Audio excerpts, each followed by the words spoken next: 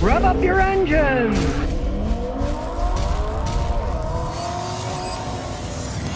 Well, now the F-150 Lightning is out, and guess what? You tow stuff, it loses half of its range. Guy towed an Airstream trailer, and it went half as far as it's supposed to go. Now, this wasn't an outrageous trailer. It's a 6,000-pound one. This thing's supposed to be able to tow a lot more than that, right? You towed the 6,000, it lost half of its range. Like I said, don't believe any of this BS about how far they can go. And this is why electric trucks are not going to make it for businesses. And this is why businesses really are not ordering these things. Ford's keeping quiet about it, but I know guys who run businesses who said I would never get an electric truck. The range is not going to be far enough. What do businesses do? Fill the beds with stuff. They tow a bunch of stuff. That's why this fantasy of electric is going to be the future. That's exactly what it is, a fantasy. And don't think that people that run businesses with pickup trucks are stupid. They're going to look at it and say, we got to drive this thing so far, pulling so much. Oh, God, the thing can only go so many miles, and it runs out of power because it's pulling a trailer.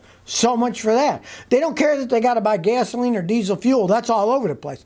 They can't afford to sit there and recharge the thing for an hour or more. No, this is not something that businesses are going to go for. Yeah, there's going to be tons of hippy-dippy people out there. Oh, I want an electric truck. They'll go buy it. People have already forecasted that. They forecasted that the people buying these electric pickups are going to be a lot of people who never even owned a pickup, but they thought, oh, we'll get an electric pickup, right? The people who have normal gas and diesel pickups, they're not going to swarm to these things. They just aren't. They don't have the range. And there's nothing they can do about it with the way that they're designed, with the batteries and the systems that they have. They're just going to use tremendous amounts of energy if they're going to be pulling things. That's just how it works. That's why you don't see battery electric trains that pull a lot.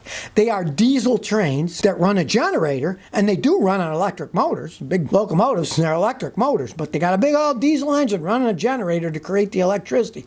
They don't have batteries in them. Well, you see, Volkswagen's making that little ID Buzz, which is the old Volkswagen van from the 60s the hippies rode around in. Only there's not going to be any hippies riding around now because the prices start at $72,000. Now, they don't sell them in the United States yet. This is a European price. That's what they cost in England, $72,000. So, Volkswagen means the wagon of the people, the Volks.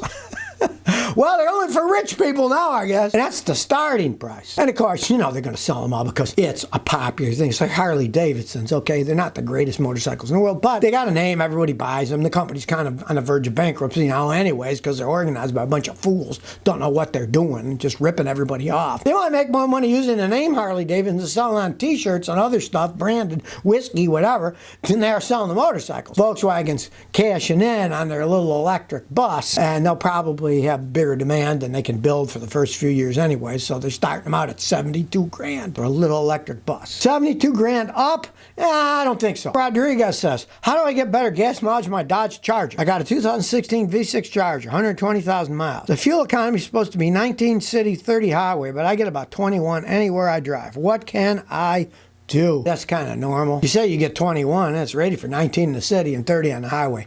Rarely you're going to get 30 on the highway. The only thing that could possibly be wrong is count the shifts. Get on the highway when there's no one around where you can get up to 65. Count how many times it shifts. Maybe it's not going into the final overdrive gear, in which case the highway mileage would be bad, because the highway mileage should be a little bit better than that. But that's not all that bad for a Charger. And if you drive fast, that's the best you're ever going to get. Most people get those cars, they drive them fast.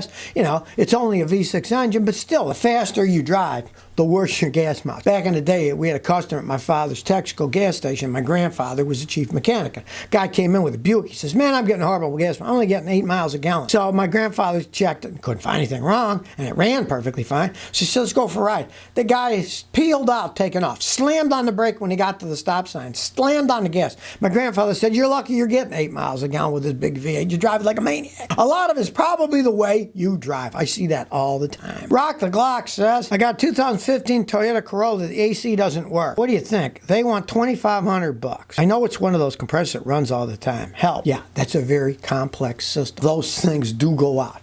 But on the other hand, I had a guy bring me one when I was in Clarksville, Tennessee. He bought one online for like $300. I put it on for free, away he went. It worked perfectly fine. $2,500 is a ripoff. Go someplace else. The guy's ripping you off. You may or may not need it. I don't know. I'd have to see it. They all leak a little refrigerant. It might need some refrigerant. I would start there with another mechanic that maybe one of your friends knew and trusted. What we mechanics do to analyze this stuff. Look, $2,500 is a lot of money. First thing we do is we get on a system, we evacuate the system so it's empty. Then we fill it up with a factory load. Say it's 550 grams. We got a scale, we put in 550 grams of refrigerant, shut it off. Then we know it's exactly full. We emptied it out and filled it with 550 grams. It might start working then. Who knows? But if it doesn't, and it doesn't need a compressor, I've seen them go out. You don't need to spend $2,500. You can spend a lot less money. The guy's just ripping you off. He wants to change all kinds of parts and charge you the dealer prices. Just go someplace else. Let's start basic and work our way out. Don't you say, oh, we need $2,500. We'll replace everything. Start with the small, work up to the big. Diddy says I got a 94 Toyota 4Runner with the old diagnostic port. I want to get codes and I jumped the 2 pins. CEL light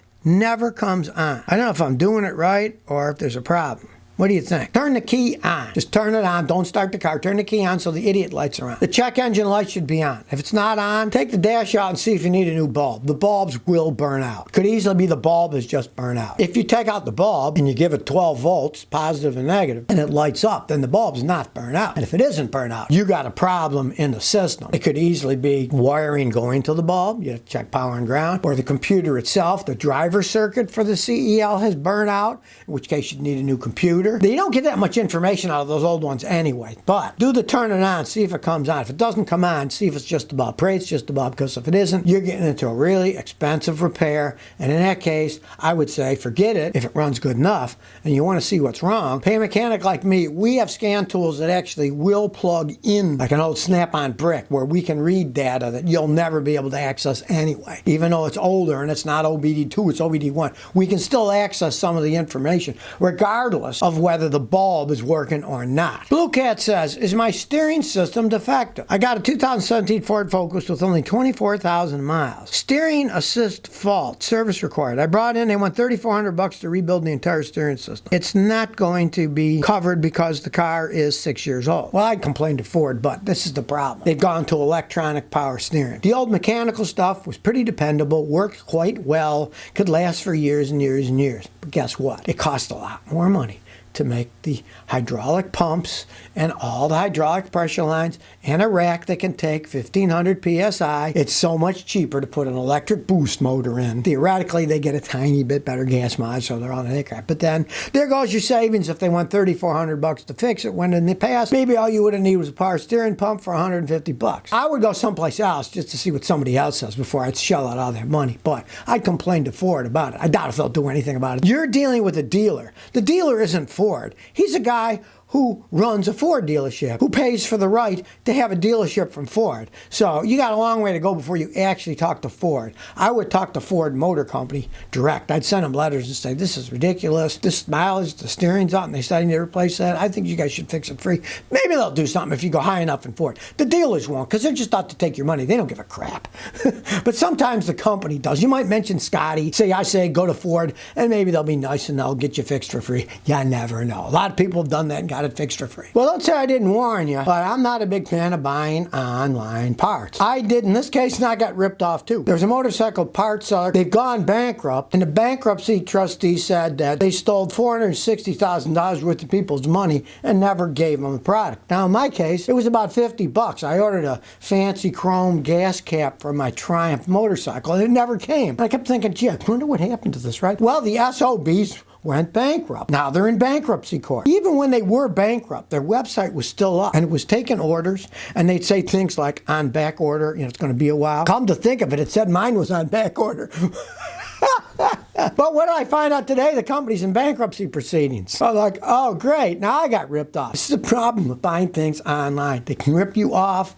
They cannot give you your money back if the product doesn't show up or isn't as described or is broken, right? You got to be leery of this stuff. Now, I almost got ripped off the other day, but I was smart. I bought online, but I used Amazon, right? And this company was selling me a shirt. It's $45. And then it's not coming, and I see something's weird because it says picked up from carrier, and that's it. No more information for 2 weeks. I contact Amazon, and they said, contact the company. So I contact the company. The company says, well, it's shipped through Amazon, so we have nothing to do with it. You have to contact them. So I went back and forth. They're trying to rip me off at this company. Finally, I get a hold of a human being. Immediately, she gave me my money back and got a refund. If you are going to buy parts online or anything online, my advice, buy it through Amazon. They'll give you money back. They won't give this, oh, you can't return this, blah, blah, blah, blah, blah, blah. No, you get your money back from Amazon. They're a professional company. And as usual, this isn't paid for by Amazon. All the stuff I buy from Amazon, and my wife too, we pay for it. If there's a problem, you get your money back. You return it. If it's wrong one or broken, you get your money back. You won't have to worry about it.